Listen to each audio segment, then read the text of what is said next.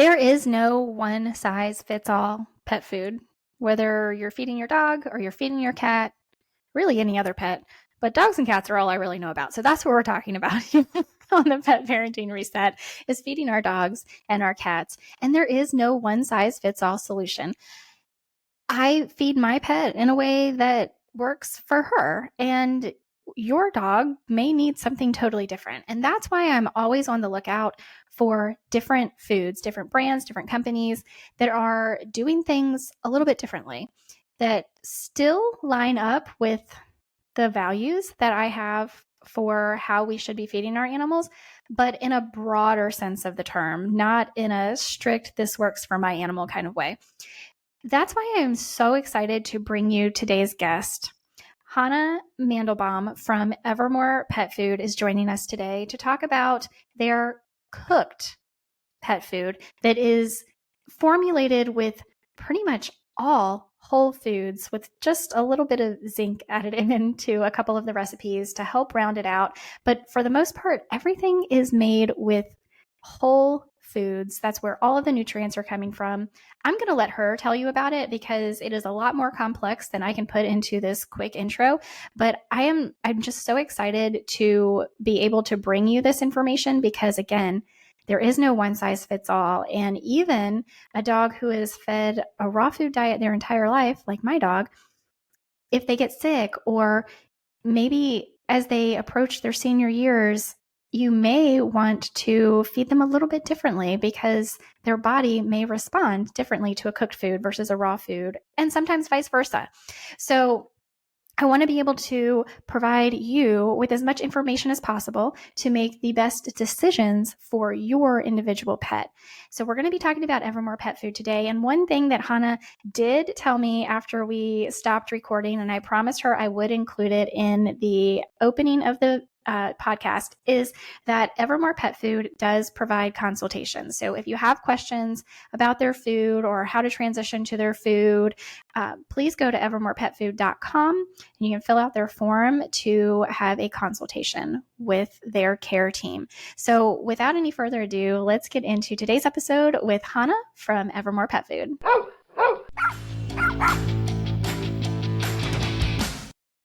Have you tried training methods that just didn't work? Do you feel that your pet is not getting his or her nutritional needs met?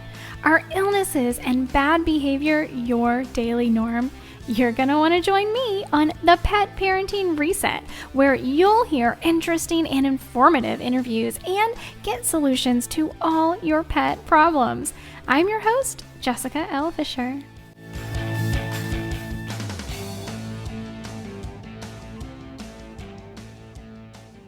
Hanna, thank you so much for being here with me today. I am so interested in Evermore Pet Food because I have been a raw feeder for quite some time, but I also understand that raw food is not for every dog and is not for necessarily every life stage. So even if you have a dog that is raw fed, when they get older, a lot of times they may not do as well on it. So there's various reasons to have like an array of different foods that we are comfortable with feeding and know about and, like the product, like the brand. I very much am into not just small business, but women-owned businesses and just having that like transparency that you get with smaller businesses. I love that's my thing. So I'm so happy you're here to talk about Evermore Pet Food. Thank you so much for joining us. Well, thank you so much for having me. So let's start at the beginning. Why did you create a pet food company? Oh God. Well, that is a story. Me and my business partner, Allison, we didn't set out to start a pet food company, actually. So I used to be a dog walker in Brooklyn, and my now business partner, Allison, was a health supportive personal chef. And she was actually one of my dog walking clients. And that seems interesting enough, right? Dog walker, chef, get together, start a dog food company. But that's not actually the story. Another one of my dog walking clients was this sort of loner, eccentric woman named Mia, who had what I like to call an underground dog food company that she started after 9/11. She had lived in Tribeca. And for all of the non-New Yorkers out here listening, that was the neighborhood adjacent to where the World Trade Center was.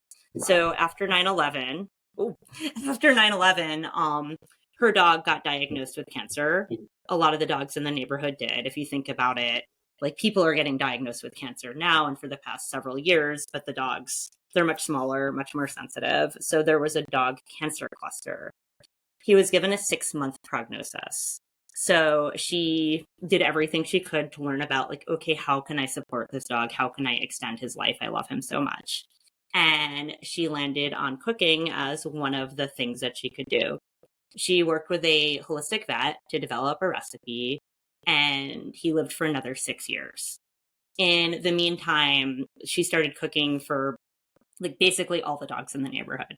So anyway, she gets priced out, ends up moving to my neighborhood in Brooklyn, and I become her dog walker.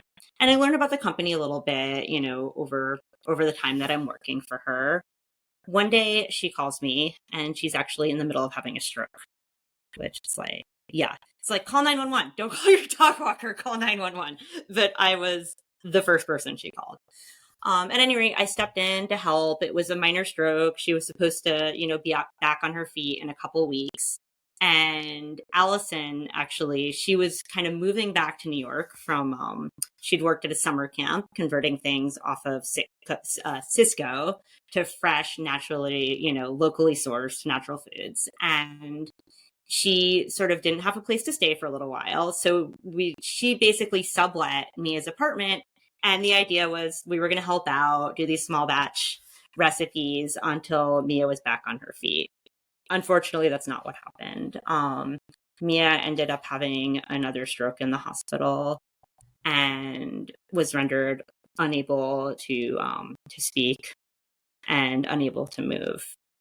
So we ended up being in this long-term volunteer situation, basically. And during this time, Allison was feeding her dog Connor the food, and Connor was a raw-fed dog and had been fed raw for, pretty much his entire life. Allison also cooked for him sometimes. The dog never had a bad meal.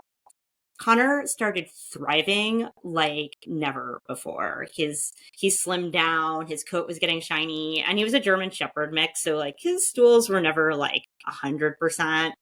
And as we like to talk about poop, his poop was perfect. So we really believed that there was something here.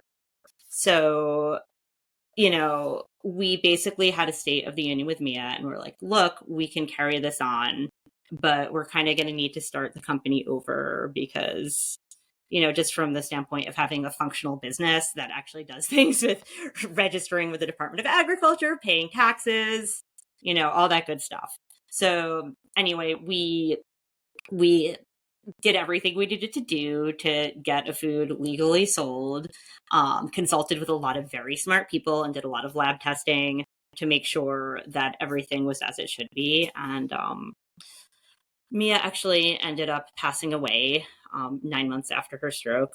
And here we are 14 years later. So that is the story. And it's sort of like an intense place to have started a company, but we really feel in a lot of ways that it was almost divine intervention, like it was meant to be.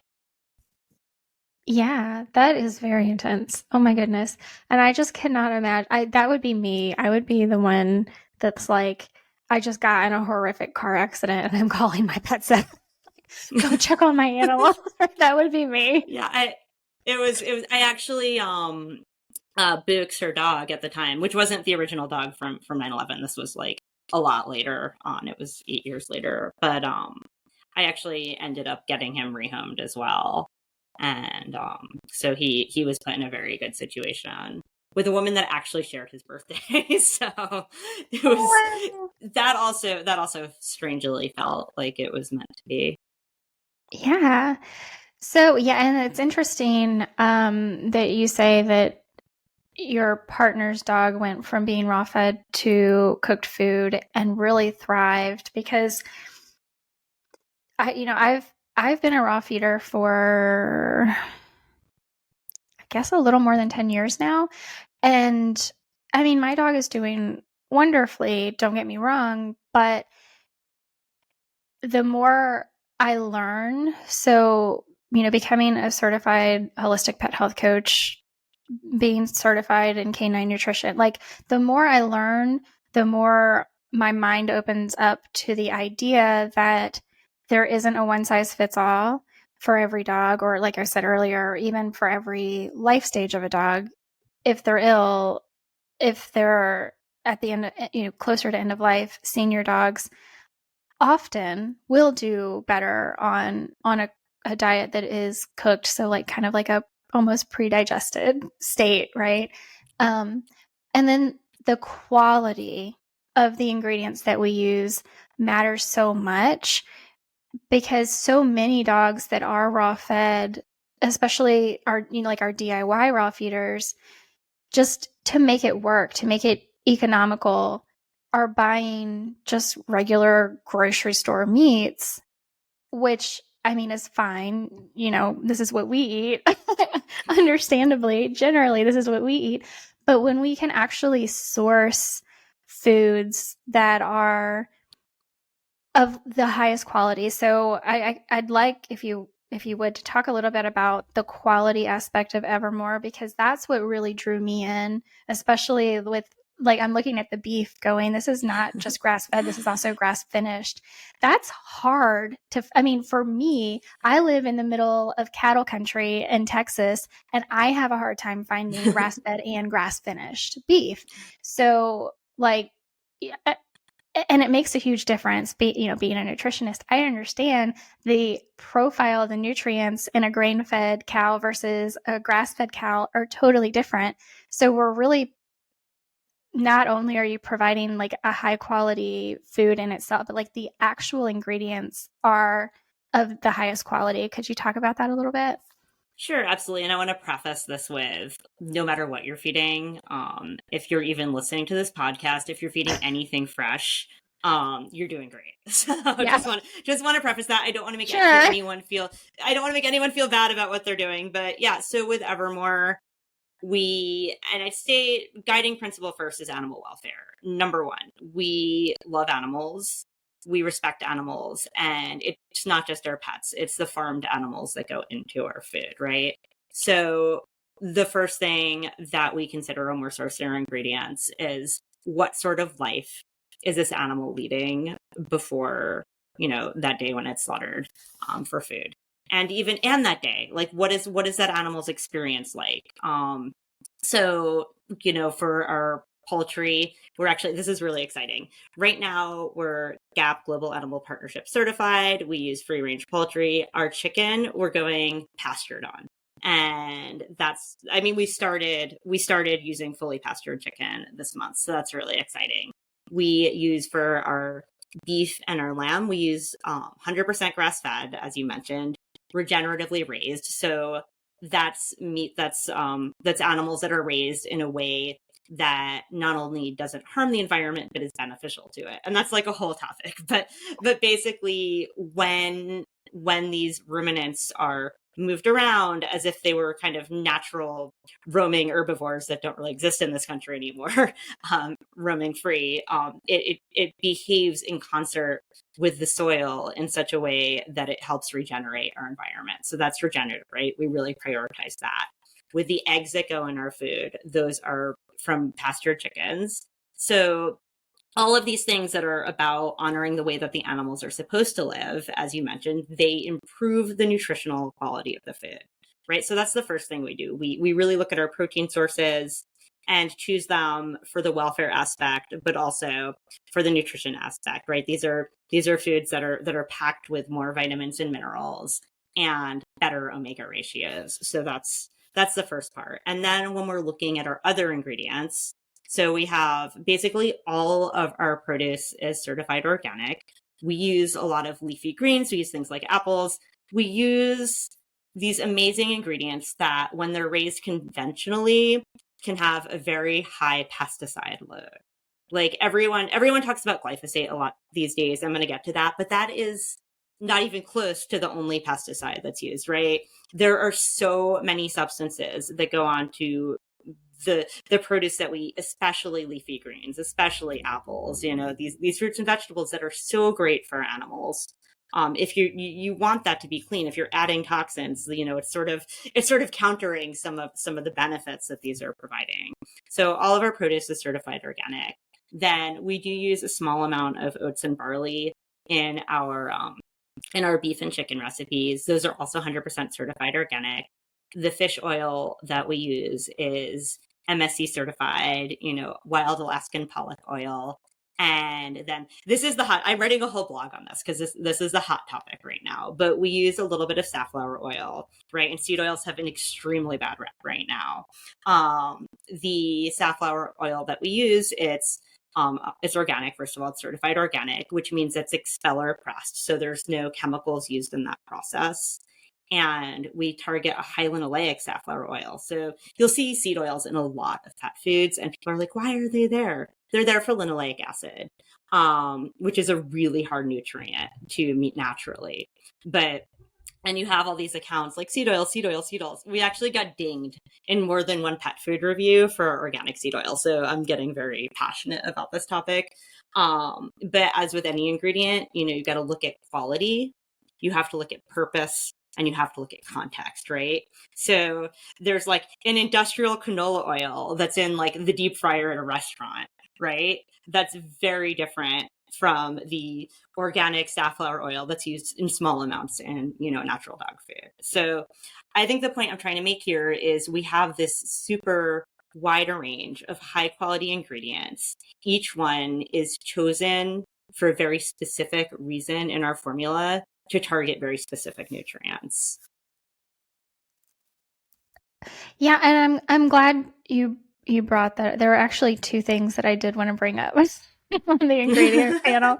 And I'm glad you actually brought both of them up because I know that there isn't a carbohydrate requirement for dogs. However, that doesn't mean that there is never a use for grain. In fact, like there are, like in TCVM, there are uses for every food. And so there could be, even if we're talking about food energetics or food therapy as like an alternative to medicine, there are lots of different ways in which we can view different food items, even the ones that a lot of us have this like really negative association with. And that was like my big when I got the packages and I was about to feed it to my dog. I'm like, I have never fed. I've had my dog is 10 years, just turned 10 years old. I've never, since the day I adopted her, fed her a grain. So how'd she do with it? How'd she do with it? She's doing okay. I mean, she's only been eating it for a couple of days, and it's not like at the top of the ingredient list, right? Like it's no, it's a 4%. The organic oats and the organic barley are 4% of the entire formula combined. So I'm glad you brought up that the dogs have no need for carbohydrates, right? Everyone says that in relationship to grains. I have two responses to that. First of all, people are recommending that dogs eat apples, that they eat pumpkins, that they eat all kinds of produce. Those have carbohydrates, right? So that's the first piece of it. Yeah. And that's one part of it. Then there are things like, okay, the dogs don't have a natural requirement for them, but they don't have a natural requirement for the like anthocyanins in blueberries. They don't have a natural requirement for the quercetin in apples. So I think that's language that people use to single out this aspect of grains because, right, grains are a filler a lot of the time. And I get it. We want to kind of separate that. But if you look at the grains that we're using, the organic oats and barley, there's a couple of reasons we use them. First of all, they are a great source of nutrients that are hard to get naturally, like manganese, right? Manganese is very hard to get naturally. And another piece of it, especially with the ones that we use, I think your audience probably knows about beta glucans, right? Yeah. that amazing substance in mushrooms. There are also beta glucans in oats and barley. In fact, Mm-hmm. they're one of the best sources of them. And okay, like why not just feed mushrooms instead, right? There are different forms of beta glucans, and the beta Mm-hmm. glucans in oats and barley actually they function as a prebiotic, right? And the other ones don't. The other thing about it is that they're soluble fiber, right? So one of the reasons people come to us for Evermore is that their dog's having gut issues, that they're having digestive issues, that they're having reflux. And I cannot overstate how much better these dogs do on our grain inclusive formulas than our grain free ones for the most part. So everything has its place. And I think, again, this comes back to that idea of quality, purpose, and context, right? If you have like this conventional grain that's been sprayed with glyphosate to dry it out, and it's more than like 50% of your formula, right? So the quality there is low. The context there is it's at the front of an ingredient list, and the purpose is that it's a filler, right? Mm-hmm. Whereas our organic grains, right? There's organic quality. That quality is high. It's at the bottom of our ingredient list, and it's to provide targeted nutrition and these very, this soluble fiber and these beta glucans. So it's a very, whenever you're assessing ingredients, you really have to step back and say, okay, why is this here? Yeah, well, and that's why I think it's such an important conversation to have, because certainly there are going to be people people I know at least, that would look at the ingredient label and go, no, thank you. But like, there's a reason, like you were saying, there's a reason, and there are nutrients. There are purposes other than filler that we can look at for, and the fact that they are certified organic makes a huge difference as well. And I'm going to go off on a little tangent here, and hopefully you follow me. So, I'm good at creating tangents, so I'm happy to follow you on yours. so I'm just starting to look into this. I recently found Gary Brecka, and he is a human biologist, biologist, I think. Anyway, so he just studies research and studies the human body. So he has been talking about, it's not because we are, so, and we were touching on this a minute ago, which reminded me, we're so obsessed with glyphosate, and we should be. It's not good for us. It's not good for the soil. It's not good for our animal. It's not good. It's bad. It's bad. I think we can agree that it is bad. Right? And we're so focused on it that we're not seeing anything else. But he was talking recently. I only just started his episode on Joe Rogan that just came out, I think, like last week maybe. And he was talking about one of the things, and I think he said it started in 1993, unless it is organic. Everything else, every other grain grown in the United States is coated in folic acid. And folic acid doesn't exist naturally. It's a man-made derivative of folate, Mm-hmm. which does exist naturally everywhere on the planet, or all over the planet. And so, but folic acid, what he's finding in research is that roughly, I don't know, 40% of the human population in the United States has a genetic variant that we can't process folic acid.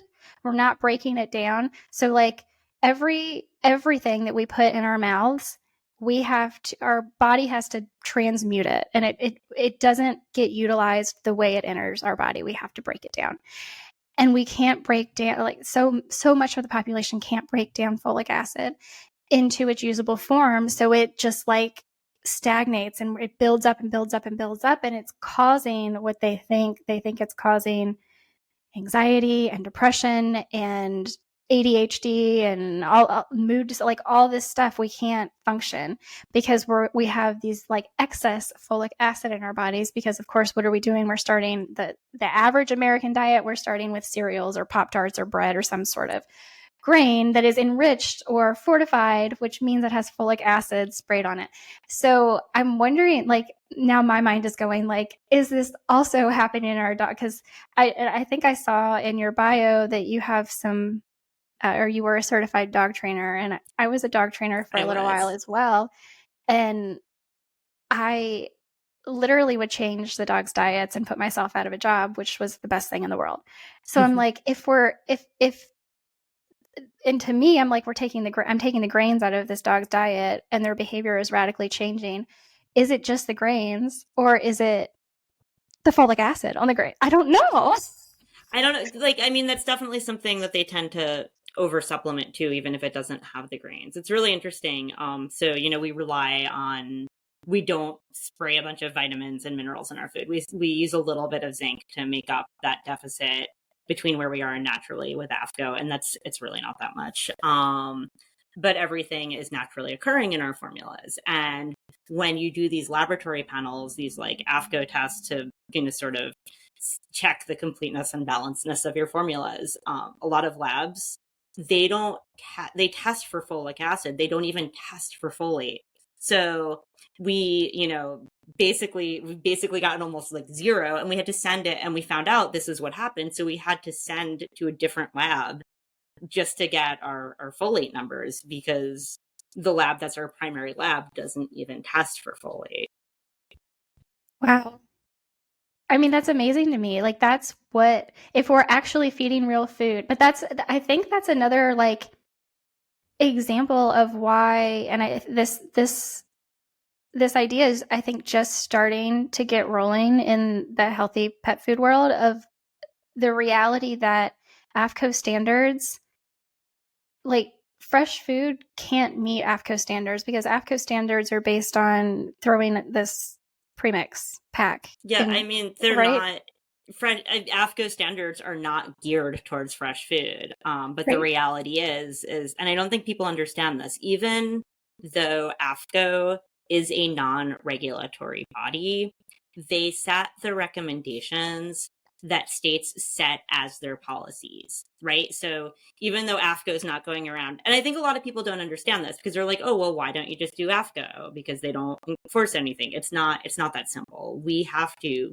unfortunately, play by the same rules as everyone else, as these much bigger companies that are just like pumping out garbage. So we shouldn't have to follow the same rules, because I think there is a fundamental difference in fresh food and something that's overly processed. But it's just, we have to hit the same numbers, and it's unfortunate. But the beautiful thing is you can do it with food. You can do it, you really can. I remember when we were first kind of reformulating Evermore, when we first started the company, we were very lucky in that we got to consult with someone who, she worked with big pets. She was very, very, very like well regarded. I can't say who it is, but when we showed her, we basically, told her what we were doing, and she's, we were getting a consultation on the supplement blend. She's like, oh, well, you're going to need this, you're going to need supplement iron, you're going to need this vitamin, that vitamin. It was like a laundry list. Yeah. And hold up, let's just test the recipes and see where we're at before we add a bunch of stuff. So we did our tests, and we did need a couple of things back then, but we showed her where we were, and she's like, oh, well, I guess it's theoretically possible to hit those numbers with food. It was like shocking to her. And I really think that we were probably the first company. We were one of the first fresh cook companies, but I think we were the first company that really was, dedicated to doing this food-based nutritional approach. Like, I can't think of anyone else that was doing that, where really we tried to hit everything with food. Follow up to that, and goes back to our first thing. So originally we did have to supplement with a little bit more than we are now. And one of the things that we supplemented with in our poultry recipes was choline. And when we switched from certified humane cage-free eggs, right? When we switched from that to fully pastured, we retested everything, and we did not need to supplement with choline. It made that much of a difference in our nutritional numbers. So back to that point that ingredient quality matters. Yeah, it really does. And even like, people that are doing like DIY raw feeding, or even DIY home cooking, a lot of the raw feeders, I would say, are not so obsessed with every meal has to be balanced, right? We can balance over time. because we're just doing this ourselves in our home and our veterinarians hate us for it. I mean, Right? honestly, most of our customers, veterinarians hate them too, just for even feeding a fresh food. So I can't Isn't it imagine insane? how much worse it is for like DIY raw. And It's insane. Like, and your food, it meets the standards that a veterinarian has in their head that says, this is why you're supposed to feed this bag of kibble, is because it meets all of the dietary needs, blah blah blah. And then a fresh food comes along and does the same thing, and they're like, no. well, you can't Why? trust it. It's a small company. How do they know that they're doing it? It's like, I guarantee you, we do more finished product testing than Big Kibble. Yeah. We Well, test I every mean, batch. yeah, I think that's evidenced by all the recalls, right? Like we have proof that they're not testing their process. No.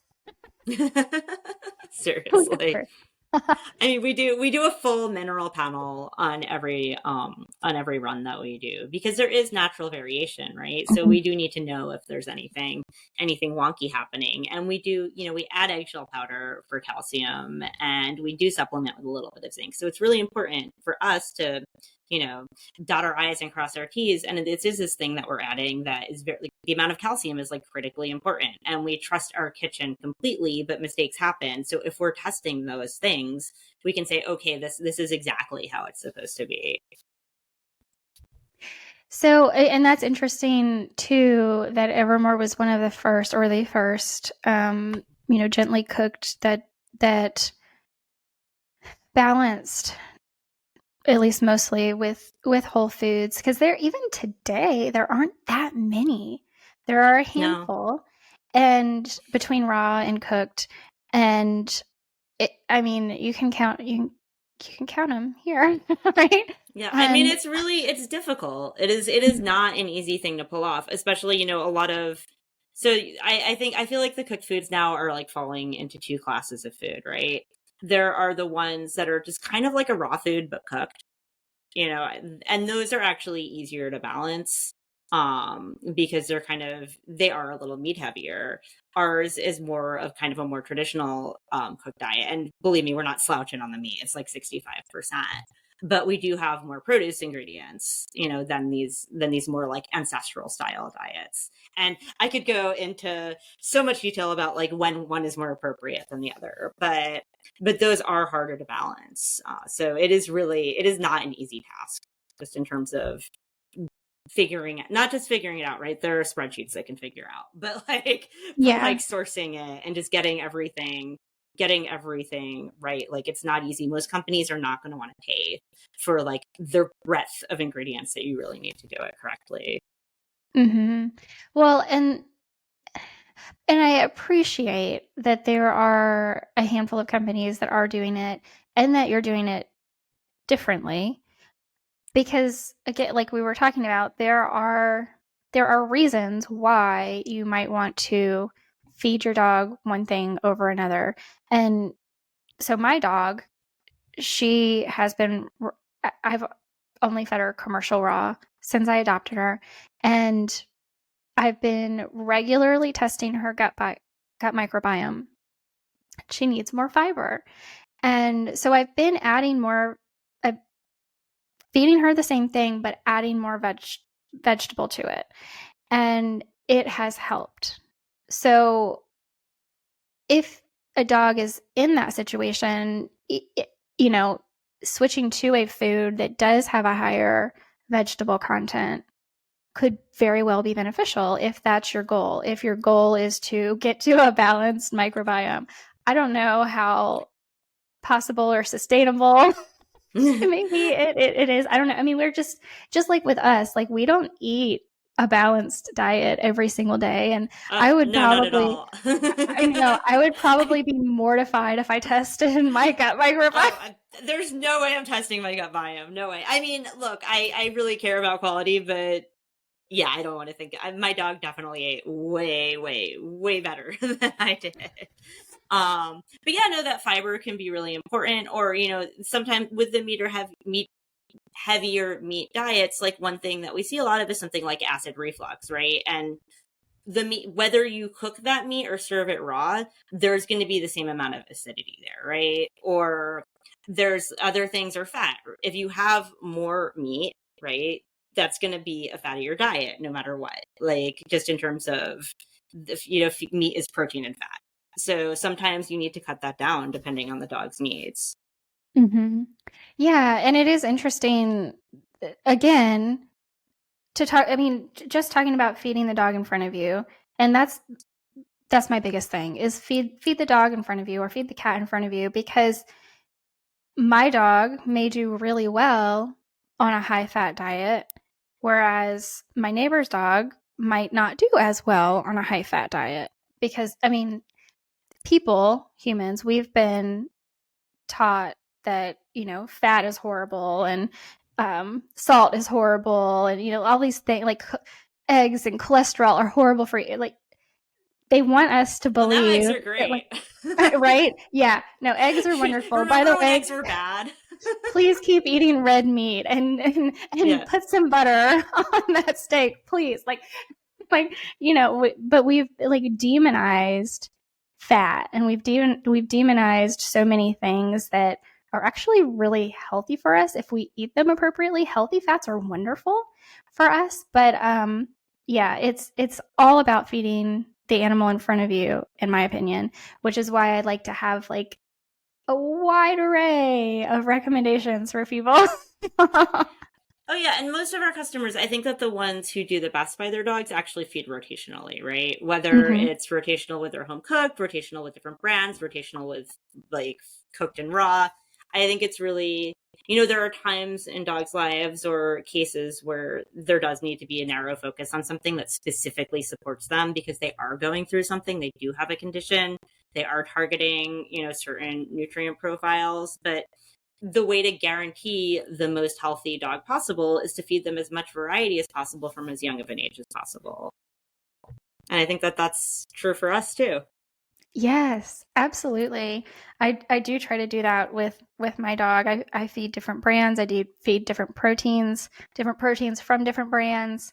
And the one thing that I don't rotate anymore, after I talked to Billy Hookman, I don't rotate goat's milk anymore. I used to rotate brands of goat's milk, but he convinced me that there's enough rotation in their goat's milk, naturally occurring rotation. So I don't rotate that anymore. But pretty much everything else I do rotate. I pull supplements. It's just, again, it's all about individuality. So I'm glad you brought that up as well. So what are I'm looking over here at this little Little pamphlet, version, because which is actually like totally due for a redesign, and we've been working on it, but it's on the back burner. That brochure is like, I can't even, oh, it's so cute. probably like eight. Isn't it cute? It is. Everybody loves how colorful it is. I like how colorful it like really Well, stands out how we won't lose colorful the it is. color. Don't worry. That's one Okay. thing. That's one thing. Even if we redesign it, it's more just to keep in tune with, like we don't have our pastured chicken in there. We don't have our vendor logos in there. So gotta update it. So what are the formulas that are currently available? So we currently have chicken and beef, and those are our old school day one grain inclusive formulas, with that little bit of oat and barley. And then our grain free formulas are our turkey and our lamb. Okay. Awesome. And And that's do it they for all now. have egg? Yeah, do they all have egg in They all have them? eggs. Yeah, no, so they actually have fairly consistent supporting ingredients between them. The chicken and the beef have kind of the same supporting ingredients, and then the turkey and the lamb do. And the rationale for that is for like very easy rotation. So keep the proteins different, but then have, the other supporting ingredients the same. Also, it's a sourcing thing. But we are looking to broaden our line. Right now we're working on cat food. We're going to bring in a puppy food, and then we have some really exciting ideas for other stuff, but that's under wraps at the moment. The thing is, with being a very small company, it does take longer, I think, than companies with more resources to get new products out there. Oh, of course, of course. And so if someone wanted to try the food, is it all direct to consumer sales? We do have some retailers. We actually started off as a retail brand, but it was, we didn't have a large enough team to support what it takes to keep stuff in retail. And honestly, the margins are just not great. So you Yeah. definitely need a little bit more behind you to succeed in a retail situation. That said, we do have independent retailers scattered in a few different places that really believe in our products. And we will always work with retailers if they want to work with us. We just ship direct to retail. We don't have a distributor, but 95% of our business is direct to consumer. So people that want to try Evermore can go on our website. And we have samplers, where people can get smaller amounts of the food to try to try it before they commit to a larger amount. And then we offer, actually, we just changed our website, so it's like fully customizable. You can get any amount of food over 8 pounds and just decide, like, okay, I want like 6 lamb and 12 turkey, whatever. You can just pick whatever combination you want and get it. And you can do it as a one-time order, or you can get it on a subscription basis. We don't want to lock anyone into subscriptions if that's not something they want to do. Okay, cool. So one more question for you is about the cooking process, because it's sous vide. Is that right? That is correct. Okay. Now, I would imagine, like, I feel like my husband reminds me of this all the time, that people don't know what I know, because I'm like, I know what sous vide is, but what is sous vide? Okay. Sous vide it's French for under vacuum. And so basically what happens is it's a much different process on like a not commercial scale, but the general concept is the same. Basically, the food is put in vacuum sealed pouches, right? So all the air is sucked out. Then it's cooked at a lower temperature than you normally would, than you normally quickly cook something. We cook till our food hits 165, and it's done in steam ovens, right? So it's not like boiled or anything. It's just like steam to temperature. And that's the under the vacuum part is really what makes it sous vide, right? If you're doing it in like a home situation, it's like you've got these like baths that you're submerging the food in. But the important thing about this process is, one, we can maintain a lower temperature. Two, because there's no oxygen coming in, it like reduces oxidation. It maintains the flavor. It maintains the nutrients. So that's why it's a really great process, as opposed to a lot of other foods. You'll see they're doing something like kettle cooking, where it's like these big open kettles, which we used to do before we moved to sous vide. But I really do think we saw an improvement in kind of the flavor of the food, the smell, the texture. So yeah, it's different from most of what you'll see out there. Okay. Yeah, because I actually had tried 2 other cooked food recipes. Um, to be fair, not that it really would matter. I bought the cat versions of them because I wanted to transition my cats. Like an idiot, that's not going to happen. How'd it work out for your cats? Cats are tough. Cats are really tough. Oh my goodness. Let me tell you. And 2 of them are 14, 2 of them are 15. And I mean, I do the best I can with them. That's Cats are tough.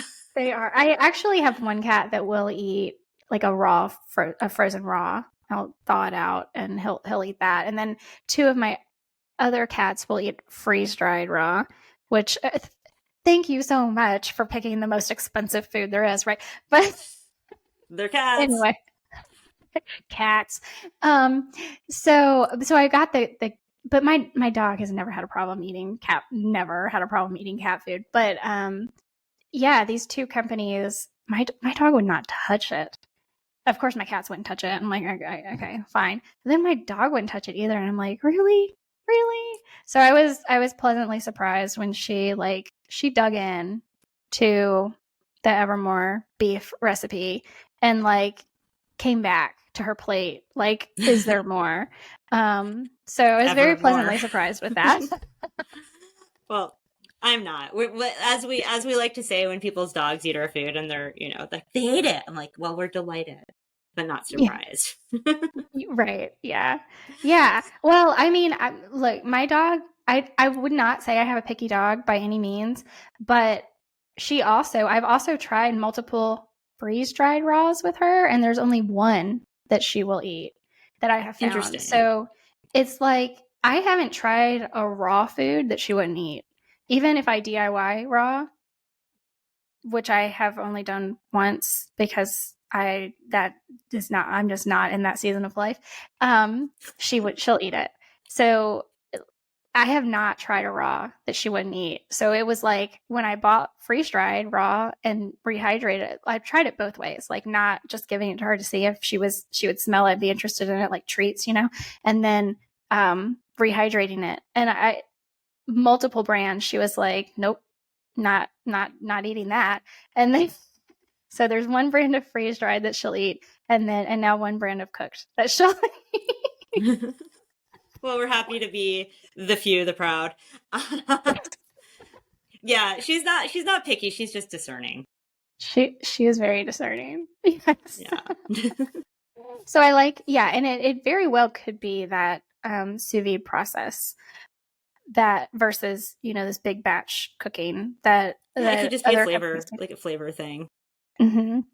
It very well could be it, because I know, when we sous vide at home, it's just what you said. It's the big water bath so I get it. I understand the process, but understanding the commercialization of the process is also important, and the steam versus the boiling. Yeah, and I think there are commercial places that do it in the baths as well. It's just it depends on the facility, but it is a time. The baths take a really long time, and when you are making a lot of something, it's really the vacuum part of the process. It's the most important part of the process. Oh, and while we're at it, I might as well disclaimer pouches, right? So it does happen. It is a process that involves plastic, which this is like the one part of our product that I don't like from an environmental standpoint. We do everything else we can. One day, hopefully, there will be a material that will probably be made from mushrooms, because mushrooms are like really the thing that's going to save the world.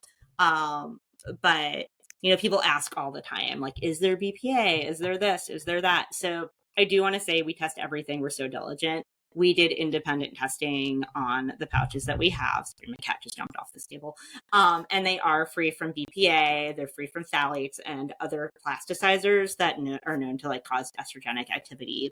And they are FDA approved for human consumption, for human applications. So just want to get that out of the way. I appreciate it, because it is hard, and it can be hard to bring up too, because the reality is, is there a company that's not using plastic? I do my best to keep plastics out of my kitchen, and for the most part I'm successful, but pretty much everything I buy is in plastic. It's just the reality of the world we live in. And then those alternate materials, there is stuff, made from cellulose, made from other stuff. And the reality is it doesn't hold up that well with heat applications and then freezing. It just doesn't. It's going to shorten your shelf life. And we've consulted with experts on this. There is no non-plastic material that can withstand the applications that we're doing, which I'm just hoping science catches up really quickly. Yes. Me too.